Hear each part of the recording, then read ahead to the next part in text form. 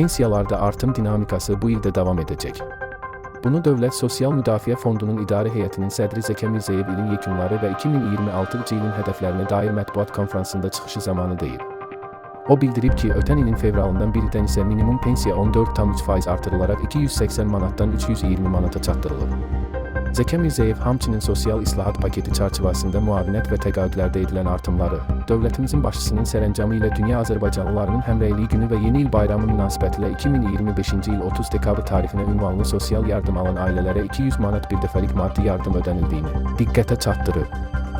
2025-ci ildə fondun xərclərinin əvvəlki ilə nisbətən 9% və ya 629 milyon manat artaraq 7,5 milyard manat təşkil etdiyi qeyd olunub. Orta aylıq pensiyanın ötən il daha 9% artaraq 543 manata, o cümlədən yaşa görə orta aylıq pensiyanın 578 manata çatdığı, pensiyalarda artım dinamikasının bu ildə davam edəcəyi vurğulanıb.